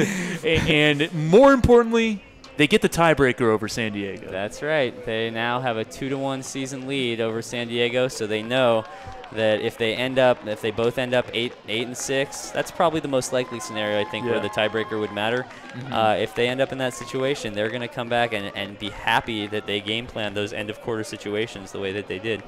So the Growlers, who started last year 1-5 before turning it around and got to 7-7, they started this year 4-2. Now they've lost 4 straight, so some soul searching to do there potentially. Next week they host the Seattle Cascades, a chance to get right there, though the Cascades are no slouches. For San Jose, a big game at San Francisco, Laney College in Oakland next Saturday night. Another tie-breaking kind of game there. Yeah. San Jose needing to win by 4 to control that tiebreaker. And if they win that game, then they are in very good position. And they're really in the driver's seat for the rest of the game. But you really gotta hand it to the Growlers here. They were down a bunch and they just kept fighting. And that seemed like every single game they've had. I know that they've now lost 4 in a row, but every single game has been so close. They could have easily won 2 or 3 of those, and this being a completely different situation. I think the Growlers can't be. I mean, of course they're probably devastated right now, but they can't be too mad at their effort coming back here. It just happened to be that the Spiders played the right strategy, I think, at those end of quarters and at the end. That you got to. I mean, the players obviously are the ones who win the game, but you got to give Coach Grant, a lot of credit for how he handled this game. Well, let's give you some stat leaders before we send this one off for San Jose. Jackson Stern with 4 assists led the way. Nicholas Herning 4 Ds. Fine with 3 goals and a +6, and Norden with some nice defense. Though he did have 4 throwaways, but Norden doing a great job in this one. Got a block, and then Norden also getting a goal, 33 catches, and in addition to 2 assists. So what are Saban's stats? Let's take a look at Saban. Saban, he had 16 completions. Receiving-wise, Saban had 2 goals, 19 receptions, and that's what he was able to do. His plus-minus, as we take a look at Saban, was a +1 in this one, but he had some big plays. Yeah, he is such a key for them because he's that big, deep threat that really forces the defense to respond, and he just kept getting those unders when it seemed like the defense was going to, get a high stall, force a difficult throw. He would suddenly turn under and just have a wide-open stall 5 release for 20 yards. That completely resets how the offense works, and I think it was the real key. But first, he had to go deep and get those scores so that they would really start playing him deep and open that up. Great work there. He's my MVP. Well, that will do it. You heard it from Pugs. Saban, the MVP of this one, as the Spiders win their 3rd in a row, improve to 5-5. The Growlers drop to 4-6. For David Pug Anderson and our technical director, Jesus Avila, I'm Kevin Dana saying so long from Foothill College. Catch the Spiders next week online, their web stream produced by the FlameThrowers production team, as San Jose will look to get to 6-5 with a game at San Francisco. Thanks for watching the Spiders. You've been watching the AUDL live on Twitch. Have a good evening, everybody.